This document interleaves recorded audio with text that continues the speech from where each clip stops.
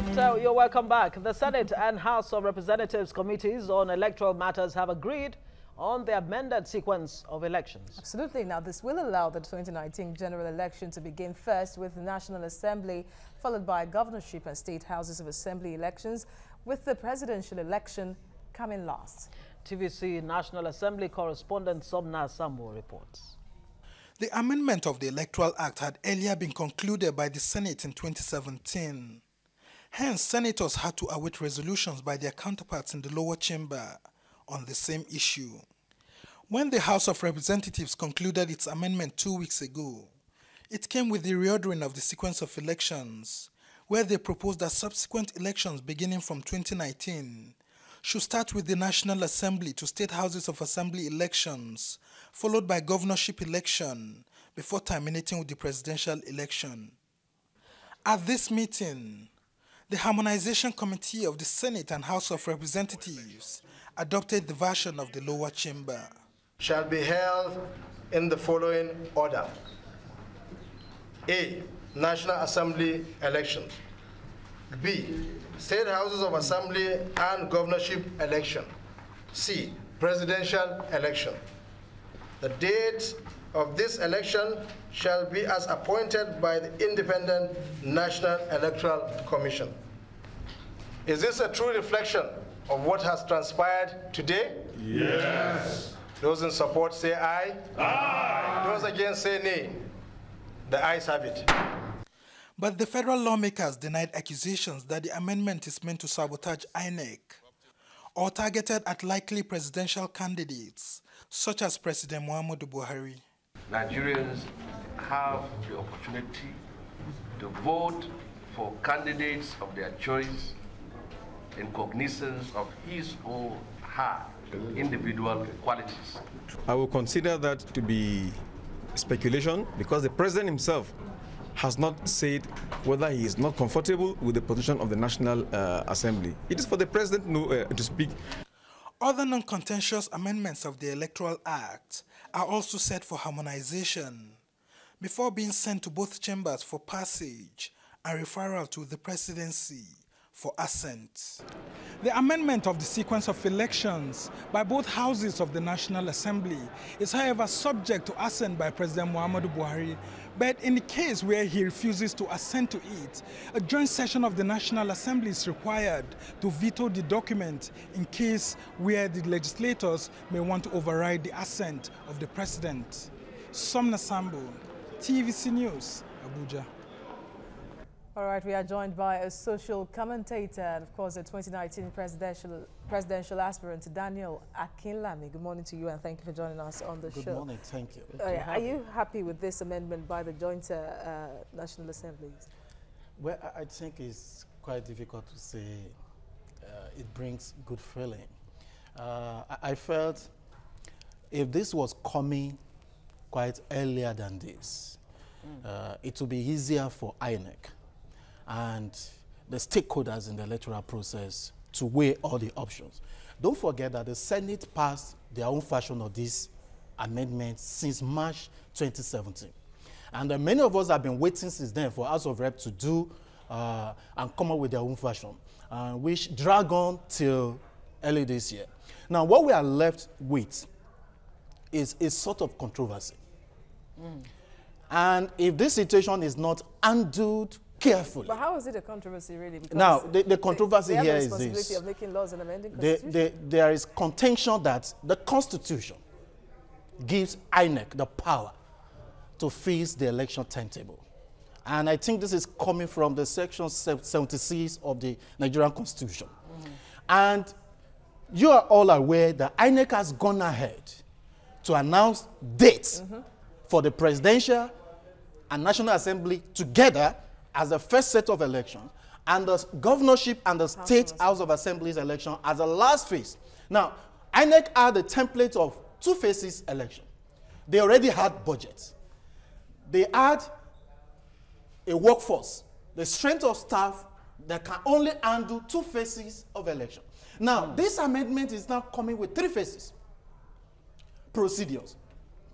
And in this scenario now, we're going to have the National Assembly election coming first.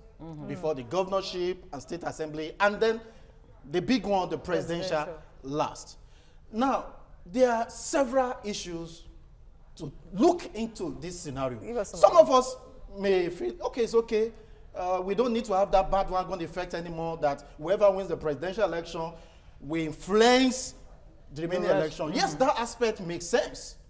But the time frame, on a good day, if INEC is not convinced about the National Assembly having the power to do this and alter the whole arrangement, they could go to court, and this case could go as far as the Supreme Court. Yes. But we don't have that time frame. We have like roughly 1 year now to the main elections to start. Yeah, but is 1 year, is 1 year really not enough for INEC to get its act together as far as logistics are concerned? Because that seems to be what you are concerned about. Yes. For INEC to begin to, adjust itself to the new order of things. I've heard a senior advocate of Nigeria say, actually, this really does make sense, because after all, the masquerade, the biggest masquerade, should actually come last. Yeah, definitely. And really, let's look beyond the issues here. Ordinarily, is it not good for our democracy in a situation where the presidential candidates, who may even be incumbent or the incumbent, influencing who becomes governor, who becomes a member of House of Reps, who becomes a member of the Senate, and all of that? Well, I think it should be good. But there are two things here. Yeah. The strengthening of the democratic process and the interest of the people behind these amendments. They are two different things. Okay? So if this was coming earlier, say like 2 years before election, all the aspects will be thoroughly explored. Now, you were talking about, is 1 year not enough? I think technically and sincerely, where we are today, with INEC's preparation that has gone on for like 2 years now, this 1 year may not be enough to work with this time frame. Why? INEC already had a budget for 2 phases election. They already had logistics tied around the strength of their staff. Then how do you expect them to She just made a point. It's not really difficult, really, after you make a budget for something and then you are supposed to prepare for unforeseen contingencies, circumstances, and you work as you go. This is not as easy as that. The legislation involved in the budget of INEC, even the budget for 2019 is not yet through. 18. Okay, so yes, for 2018, yes. So which we carry a large chunk of what will be spent for 2019 election. So, and I think if they are ready and willing, they can take up a supplementary budget to fast track the process. But it's not as easy. How? When the bill gets to the National Assembly, you see how long it takes since March 2017. So your concern really is not the issue of whether it is right for the National Assembly to make this move, or whether they are constitutionally empowered to do so. Should have come early. But the question some have been asking is, who really has the power to fix the timetable for the general election? At the end of the day, does the buck stop at the table of the INEC, or does the National Assembly have the constitutional right to tamper with the order or sequence or to amend? You know, as it is today, we can't determine that except the court give the final verdict on that. And according to the chairman of that committee, for the joint houses, he said they are not fixing dates in particular. The INEC will fix the dates, but they are fixing the order. Now, the issue is either INEC will challenge the fixing of the order, or they will go ahead. But the first important thing is the fact that it depends on if the president is going to assent to this bill. And I could see some of them have even said that they could use every available means to veto it, but which I think may be possible right now. Constitutionally, there is, of course, there is a provision. Not that they will use any available, but constitutionally there is a backing if the president refuses to send a signature on any approved bill, not just this one. That provision is there. that they ought to rely on has not become part of the law. It's in the process of amendment of the Constitution that is sent to the state assemblies. So what was existing before will still take place, that the president can keep mute without assenting, without returning it to them, and they can't. So that aspect of the Constitution was among the amendments going on that has been sent to the state assemblies right now, so which has not even become the law. But so I don't know which other aspect they're going to explore to bring this to pass. But I personally advise the presidency to look at every aspect of this, because beyond this controversial aspect of the sequence of the order of election, there are other fantastic provisions in this amendment. The ones covering the use of the card reader, electronic voting. Yes. So we can't avoid to throw away the baby and the bathwater. The spending as well for campaigns. Yes, the spending. So, and some other. And then who takes over? Interesting one that would have helped Kogi people. You know, replacement of the candidates, either during the primary level or during the election. So all that really. Now, some analysts have said that all this are happening really because of the kind of system Nigeria is practicing, that if states were independent, there wouldn't be, this wouldn't have made any difference, because you know that this state is still independent, that state is, so it might not be able to influence voters' decision on polling day. That is because they know that power is at the concentrated at the center. So that is why it's like this. Well, I think as far as this general election is concerned, it still has to be the central body.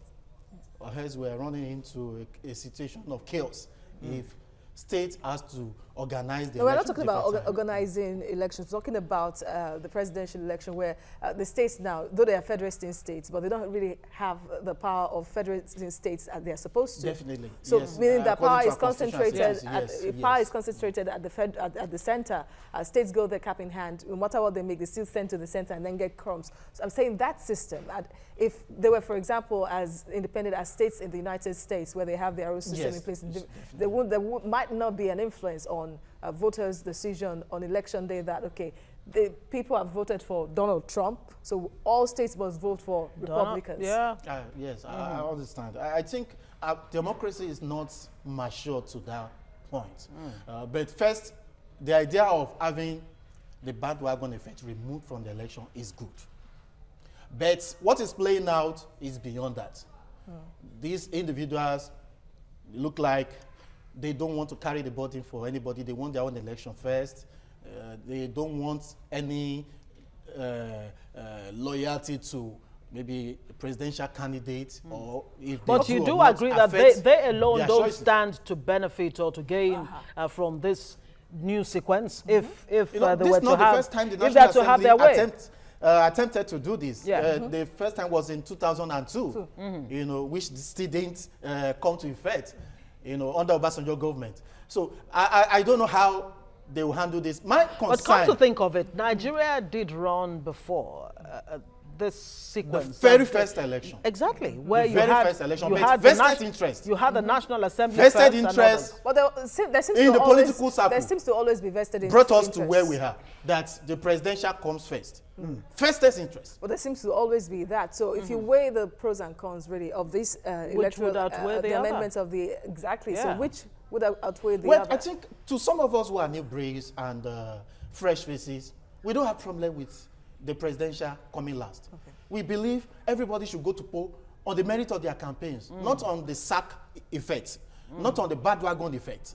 So people should go on the merit of their campaigns and their ideas and policies, you know. But the problem here is that this should have happened earlier than this. INEC started this process since last year. They started the consultation meeting, they started meeting with the stakeholders, and they announced that 2019 election will be in February, since last year. So, and these people were there. INEC consulted with them. So they should have been proactive enough. Look at the time Senate concluded their own part of this job, March 2017. So if we've gone this direction since then, INEC had all the opportunity to look at all the available options. So would you advise, Mr. President, to assent on this bill, or to just leave it and just stay mute? Where we have until we go past 2019? Constitutional crisis ahead of 2019. I think Mr. President should attend to this. And then the option will not be left to INEC to challenge in courts or not, or to adjust their timetable. But why would you think INEC would even want to challenge this in court? Well, all the legal options are in the open. Some still believe that it's a breach on the constitutional right of INEC. It's just an amendment. The INEC has the constitutional power to fix election. And the National Assembly has the constitutional power to make laws and also yes, amend as laws. they claim to make amendments on those procedures. Absolutely. So I think it has to be tested in the law courts. And perhaps this kind of litigation will reach Supreme Court before we get... And like you said, I mean, our democracy is an evolving one. It's not mature yet. For a very long time, we described this democracy as nascent. Where do you think we are right now? 16? No, is it how many years now? Yeah, third year of, yeah, since 1999. Where do you think we are democratically? Getting better. Look at the procedure for the election. Card reader now. We're about to transit to electronic voting. That wasn't where we were in 1999. So, and I think the attending issues like underage voting, like it came up recently too. The videos have been circulating around in the local government election in the state in the north. And those other issues will be curtailed with time. We are dealing with a nation with a large population of uneducated voters. So this thing is not going to be an overnight success and transformation. So it's going to be a continuous process that we get the people to get changed and now get used to the new system. And I believe with electronic voting, most of this issue of this underage voting will be curbed.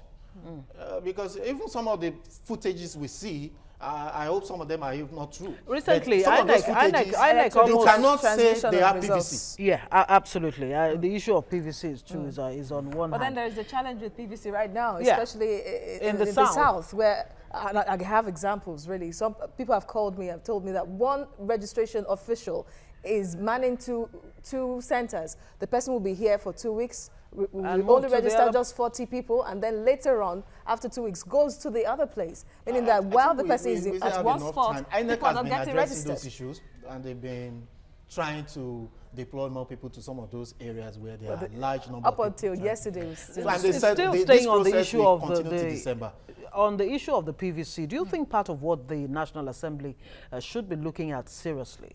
A situation where if you registered in Lagos, for example, and you had to transfer to Abuja, you have to come to Lagos to, to cast your vote. That's the area where they need to work more, because a lot of people are having issues on the transfer of their registration from one state to another, or even one location or local government to another. A lot of people are having challenges. In fact, I think from some of the reports that were coming out in the past weeks, some of the centers where the registration is even going, they were not even attending to people who want to relocate their center to another place, because they were even attending to only the new people coming to register.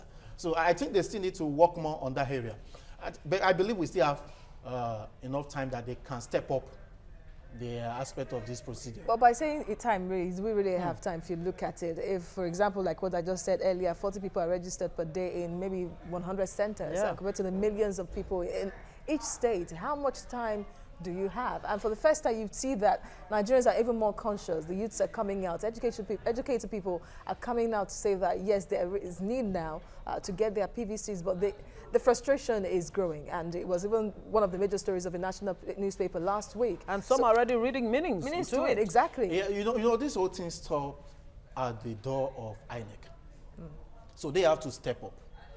And I've seen the spokesperson for INEC and some of the senior officials addressing some of these things lately. And I think let's wait and see how they try to address some of the challenges. Are you concerned about the number of political parties right now? 68 registered political parties more to be registered. IBB, in that letter, that's still a subject of debate right now, recommended a two-party system for a country like Nigeria. There was a time, of course, when it was almost the norm to have 5 political parties. Well, But later I'm on- not- Do you think it's Two going to be a parties, challenge for NRC, INEC with this 68 and still counting political parties on the ballot? How is that ballot paper going to look like? No, I don't think so. I'm not concerned in that area at all. At the end, all the 68 political parties, all the new ones that will join, may not field presidential candidates. So we're not going to get to that But point. is it really just about presidential candidates? What about other, you know? Well, the presidential candidates may be assumed to carry the longest list for now. Then maybe the governorship. But for the National Assembly and State Assembly, we may not have that kind of long list And then, boy, it as brings, for candidates. it's like bringing Nigerians back to square one. Nigerians are clamoring for options. They say that they want many options, many candidates to choose from. And then that is what we see almost every 4 years, that no matter how many political parties are fielding candidates for either governorship or House of Assembly elections, whenever it came to national elections, they would most usually adopt a popular candidate. Well, I think the Constitution makes the provision for these parties to be formed. So they have the basis to exist. But there's also a law that stipulated that after an election, if you could not win even at least the small seat of councillorship or even the local government, you'll be deregistered. I think that's suffice to take care of this multiple. Yes, bogus number of registered parties. All right. And I think with that, the process will continue to evolve.